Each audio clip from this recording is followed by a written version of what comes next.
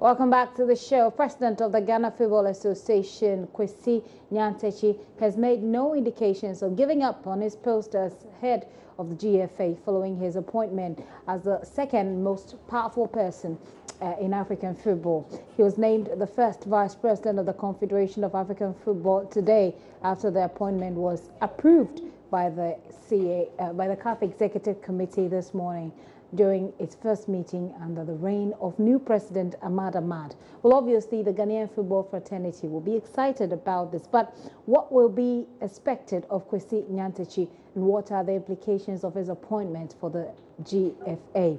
Ibrahim Sani Dara, spokesperson of the Ghana Football Association. He joins me via Skype now. Hello, Ibrahim, thank you very much for your time here on the polls. Thank you very much, and good afternoon. Okay, so if you could first tell us the mood at the GFA as we speak. Well, the mood is very, very jubilant, expectant, and one of a lot of excitement because of the way things have panned out. Little did we know that at this stage of his career or international football politics, Kwsei Nyantakyi would rise to this point. So the football fraternity in Ghana is rightly delighted by the ascension of Kwsei Nyantakyi to the first vice president of CAF. So we know that there isn't any rule at the moment that bars him from doing both, or doing the work for both the GFA and CAF concurrently. But wouldn't that give him, sort of make him divided as to what to give much more attention to? Well, the role of the president of CAF, the vice president of the Confederation of African Football, doesn't require him moving to Cairo, and that's the headquarters, to stay there. They meet maybe 4 times in a year. And as and when there are important issues as the vice president, he could be asked to step in or come for a meeting.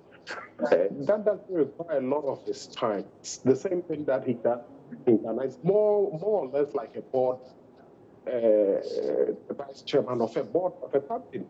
The organization itself is run by the secretariat, which is a CEO, which runs the organization. So it doesn't mean that you had to be there on a daily basis to do the job. Secondly, the experiences he will garner working as the vice president of CAF will go to enhance Ghana football in some way. The experiences he will gain, the same experience that he will bring to Ghana football. As we all know, he has announced that 2 years from now, he will begin re-election as the president of the Ghana Football Association. However, I'm having a bit of a challenge, Ibrahim. I'm having a bit of a challenge hearing you quite clearly. But if you could just reposition a bit, let me just also quickly announce that I have Herbert Mensah. Herbert Mensah is a veteran sports administrator. He'll join in this discussion. Thank you very much, sir, for your time here on the polls. Right. Okay. Okay. So Ibrahim, if you've repositioned now, can you wrap up on the point you made? Yes, I was saying that the experiences he can build Ghana working with CAF will have a trickle-down effect on Ghana football, a positive trickle-down effect on Ghana football, because he will use those same experiences to run the game in the country. And to also remind you that even though he has announced that he'll be stepping down after 2 years, already many in the football fraternity have called him to say that they don't want to see him go, because the experiences he would have the game in the country. But that decision is firmly in his court. He has made the decision that he wants to leave for 2 years. In 2 years. Okay, let me engage Mr. Herbert Mensah on this. Let me find out from you if you agree with what Ibrahim Sani Dara has just said.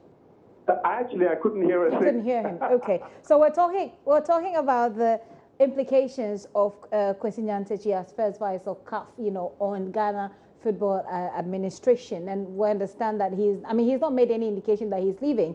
Ibrahim tells us that he's said that he'll be leaving in 2 years, but he thinks that it will have a positive trickle-down effect on the Ghana Football Association. Do you share in that assessment? Well, I think first of all we need to congratulate Kwsei on his ascendancy to this position. I think that Kwesei's been involved in the game for quite a long time. He's done his ups and his downs. But what's most significant, I think, is that anybody who assumes a higher role for his nation should be out there batting for Mother Ghana. Right. I don't think that becoming the first vice chair means that Ghana necessarily benefits in any overt way. But certainly the problems that we have here in terms of administrating the game, which we know are really quite obvious, hopefully are problems that may be shared by other countries, and Kwesei could champion the cause. I think that he could actually look and say, look, there are far bigger issues here in terms of the way that football is run in countries. In his capacity, his new capacity. Can you say that? Can you say that again? I'm sorry, I'm having a bit of a challenge with the lines and the clarity. Yeah, I'm saying that it's very, very possible and very easy if Kwesei has now been taken up into this new role to actually look at the full implications or continental implications for Ghana, i.e. there are issues that will be experienced in Ghana, and maybe we can take that back up to CAF at that level.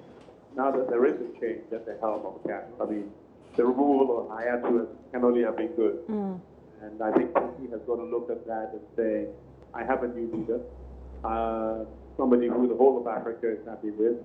We in Ghana, as in other countries, have a number of issues that depending on what his portfolio entails, he could rightly bring about some form of benefit to the game in general.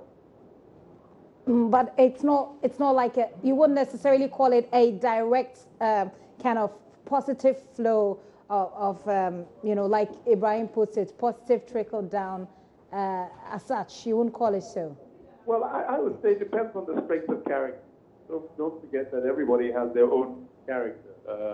Kwesei is more consensus-based, so he may seek change depending on what his specific agenda is. And I think it's very important to speak to Kwesei to say, how does he see his role when he gets in there? I mean, when I take up international roles, I think about Ghana.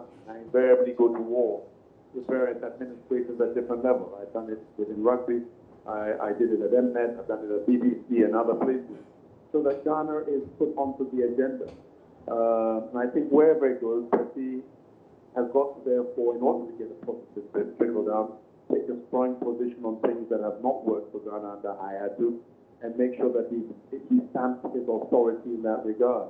And I think that will be a legacy which you'll regain the respect of many people if you can do that.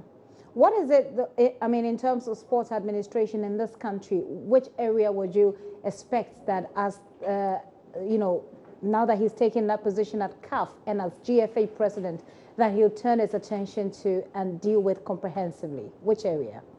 Well, I'm not sure. Obviously, once you lead to higher office, they deal more with compliance more than anything else. The fact is that African football is not in a great state. The fact is that African football has played the second fiddle under Hayatu for a very long time. And globally, we've not had the respect when it is you travel into other places and get some levels of objectivity. But we have great football in Africa, great footballers as well. Great footballers who are associated in Europe and past players. And I think the image of African football generally needs to be enhanced. And I think when it is you get an appointment from you, especially when you have a new president of CAF, as we have in a revolution tactic we have, I think it's a great opportunity to take this, for Kwesei to take the role, not be worried by a Hayatu in the background, and really fight for the kind of change that will put Africa on the map. And as a Ghanaian, will also put Ghana on the map. And I hope he can do that.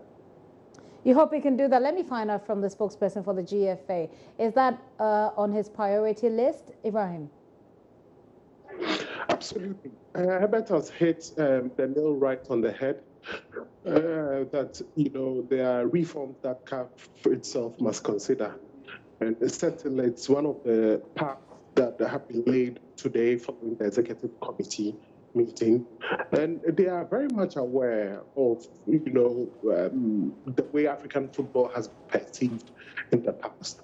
The appointments that have been made, in fact, the first key appointment was the appointment of Amaju Pinnick, the Nigeria FA chairman, as the chairman of the AFCON committee. Previously under Hayatu, this was chaired by Hayatu himself. Now, Ahmad, the new CAF president, has taken the decision that him and his assistants will not chair any of the committees. So basically, they will be reporting to them. That is a good step in that they will take good feedback from the ground and catapult the necessary changes needed to take the game forward. That would not be easy, being the fact that, a lot of the areas that you would expect that will give this current board the opportunity to grow, that is marketing and television, have already been flogged off by Isa Hayatu for several years. They are currently in court fighting it in Egypt. And if they get that leverage and get the necessary financing needed, I think, and also make some changes, key changes, like the calendar, the African Cup of Nations calendar, the calls that it should be sent to the summer. Reasonable to the fact that lots of African players, they are playing their trade abroad, unlike in the 80s where most people applied their trade in the country, in their countries. So these are all very, very difficult decisions that must be taken. And if taken, it could put African football on a very good pedestal. Right. Let me find out, sir, before I let you go, Mr. Herbert Mensah, just find out quickly from you what the negative implication would be. Is there any at all, do you think?